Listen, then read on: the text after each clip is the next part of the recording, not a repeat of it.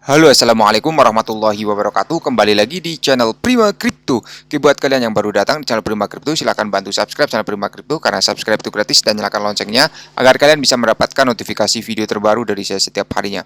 Oke, terima kasih buat kalian yang sudah subscribe. Semoga rezeki makin lancar dan selalu profit setiap hari. Buat kalian yang belum join channel Telegram, silahkan join melalui link yang ada di deskripsi di bawah video ini, teman-teman. Jadi kesempatan kali ini kita akan coba bahas mengenai Bitget Bires ya, teman-teman ya. Tapi sebelum kita bahas, kita akan jelaskan dulu mengenai kondisi market ya saat ini ya, teman-teman ya. Untuk kapitalisasi global crypto market cap meningkat 3,82%. BTC kembali ada peningkatan, teman-teman, di 0,07% dengan harga 684 juta rupiah, teman-teman. Dalam 24 jam ada kenaikan 4,39%. Sepertinya BTC mulai breakout atau kembali naik lagi ya, teman-teman ya, setelah kemarin mengalami sedikit koreksi. Ethereum di 35 juta rupiah, kemudian BNB masih di 3,5, belum ada peningkatan. Dan untuk Bitget ya sekarang berada di peringkat kurang lebih 100 atau 300-an ya, teman-teman ya. Jadi untuk Bitget ini harganya 0,004 ya, teman-teman, dengan kapitalisasi pasar mengalami penurunan 1,47% dengan jumlah kapitalisasi pasarnya 1,64 triliun ya.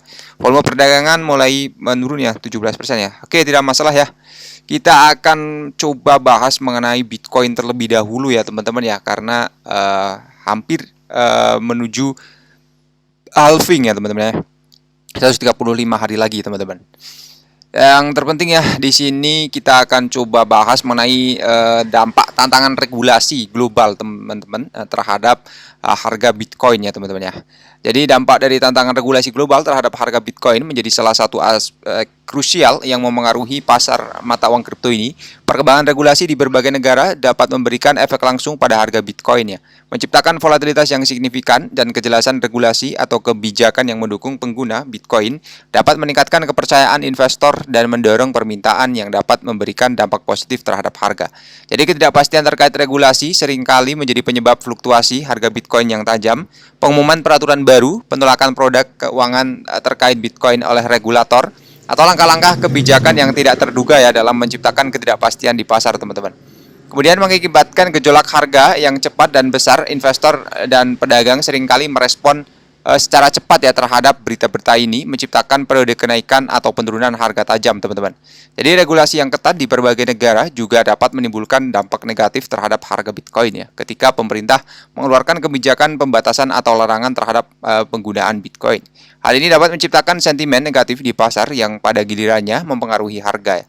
Jadi para investor ini seringkali cenderung menjual aset kripto mereka sebagai respons terhadap ketidakpastian yang dapat memicu penurunan harga, teman-teman.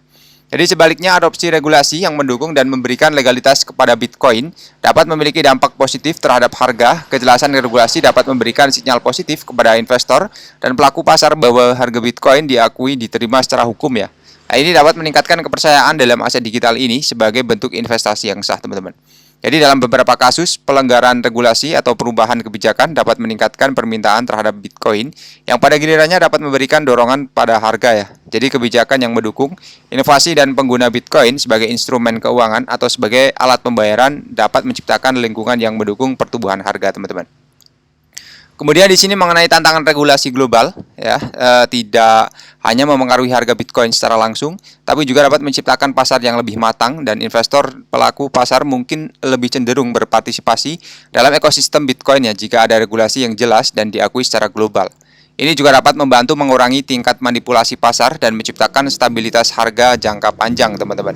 Kemudian adanya kerangka regulasi yang jelas juga dapat memperkuat posisi Bitcoin sebagai aset investasi, dan para investor juga mungkin merasa lebih nyaman ya dan yakin dalam memegang Bitcoin jika regulasi memberikan perlindungan hukum yang memadai ya, teman-teman. Jadi dampak dari tantangan regulasi global terhadap harga Bitcoin juga dapat dirasakan dalam konteks adopsi institusional. Banyak lembaga keuangan dan perusahaan besar masih menunggu kejelasan regulasi ya sebelum benar-benar terlibat dalam ruang ya, teman-teman ya. Dan perubahan positif juga dalam regulasi dapat membuka pintu bagi partisipasi lebih besar dari institusi keuangan ya, teman-teman. Ketidakpastian regulasi global juga dapat memicu perubahan dalam perilaku investor dan mungkin menjadi lebih berhati-hati atau mengambil tindakan pencegahan ya, seperti pengurangan exposure terhadap Bitcoin selama periode ketidakpastian ya. Jadi pentingnya regulasi dalam menentukan harga Bitcoin menyoroti pentingnya dialog terus-menerus antara pelaku pasar, regulator, dan pemerintah. Kemudian kolaborasi ini dapat membantu menciptakan regulasi yang seimbang dan mengakomodasi perkembangan teknologi dan kebutuhan pengguna ya teman-teman. Kemudian di sini mengenai regulasi lagi ya adalah faktor penting dalam masa depan Bitcoin. Jadi regulasi memegang peran kunci dalam membentuk masa depan Bitcoin dan seluruh ekosistem mata uang kripto. Pengaturan yang jelas dan tepat memberikan kepastian hukum yang diperlukan bagi para pelaku pasar. Investor dan pengguna Bitcoin adalah ini ya harus memahami ya mengapa sih regulasi menjadi faktor penting dalam masa depan Bitcoin adalah sangatlah krusial ya. Jadi poin yang pertama, regulasi ini dapat menciptakan lingkungan ya teman-teman yang aman dan terpercaya bagi pengguna Bitcoin. Dengan adanya kerangka hukum yang jelas teman-teman, pelaku bisnis dan individu dapat beroperasi dengan keyakinan bahwa transaksi mereka diatur dan dilindungi secara hukum ya. Dan ini juga akan membantu mengurangi resiko terkait scammer, pencucian uang, dan aktivitas ilegal lainnya ya dalam ekosistem Bitcoin. Yang poin kedua, ada regulasi dapat memperkuat kepercayaan publik terhadap Bitcoin. Dalam banyak kasus, ketidakpastian hukum dapat menjadi penghalang bagi adopsi massal ya, terutama oleh individu dan institusional yang mencari keamanan hukum ya. Dengan regulasi yang jelas, masyarakat lebih mungkin menerima Bitcoin sebagai bentuk investasi dan alat pembayaran.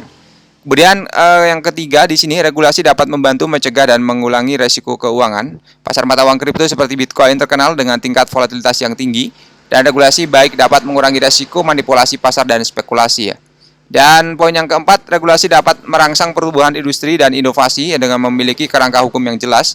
Jadi perusahaan pengembang dalam ruang Bitcoin akan merasa lebih aman untuk menginvestasikan waktu dan sumber daya.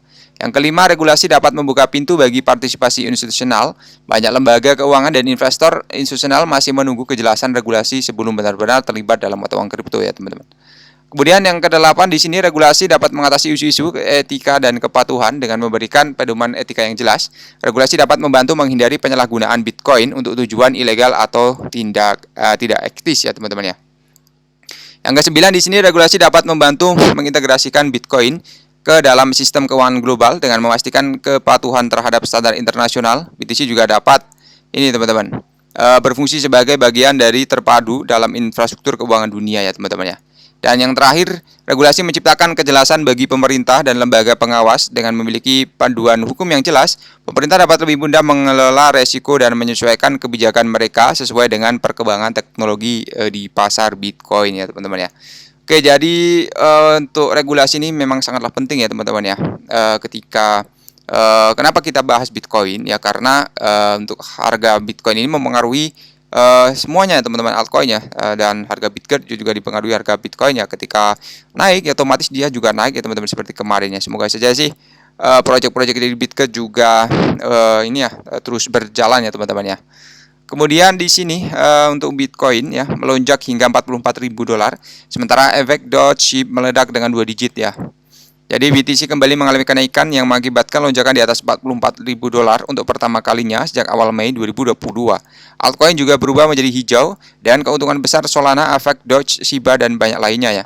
Jadi Desember adalah bulan yang perlu diingat sejauh ini untuk mata uang kripto utama. Pada hari Jumat 1 Desember, aset berada pada 37.500 tetapi mulai memperoleh nilai pada pada hari Sabtu ya. Meskipun hari Minggu tidak terlalu bergejolak, Senin pagi membawa lebih banyak keuntungan dan Bitcoin melonjak hingga di atas $40.000 ya untuk pertama kalinya dalam 19 bulan. Landscape-nya terus menjadi lebih baik dan lebih baik. Kemudian BTC di sini yang melonjak ya, melewati 42.000 di hari Selasa ya. Penurunan tidak dapat ditemukan pada saat ini dan Bitcoin menggunakan kesempatan tersebut untuk memulai kenaikan lainnya yang menghasilkan lonjakan lebih dari $44.000 lebih khusus lagi ya. Jadi aset tersebut mencapai 44.400 Bitstamp yang merupakan puncak baru dalam 19 bulan teman-teman. Jadi saat ini perdagangan mata uang kripto berada di bawah $44.000. Namun demikian, kapitalisasi pasarnya telah meroket di atas $850 miliar ya. Sementara dominasinya terhadap altcoin mencapai 53% ya teman-teman ya. Kemudian di sini untuk altcoin tidak melihat apapun selain hijau. Jadi fakta dominasi Bitcoin terus meningkat. Dalam seminggu terakhir tidak berarti bahwa altcoin belum menghasilkan keuntungan besar ya dalam 24 jam terakhir. Jadi Ethereum telah mendekati 2.300 dan meningkat setiap hari sebesar 3,3%. Keuntungan serupa juga terlihat dari Ripple, Chainlink, Litecoin, dan Polygon ya. Jadi peningkatan lebih lanjut dan datang dari Solana, Cardano, Dogecoin, dan Shiba.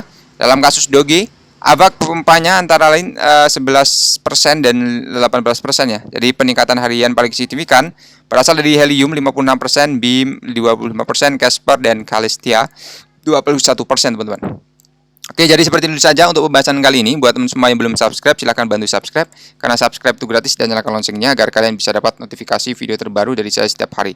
Terima kasih sudah menonton video ini. Share jika bermanfaat, teman-teman. Sampai jumpa di video selanjutnya. Wassalamualaikum warahmatullahi wabarakatuh. Salam profit, teman-teman.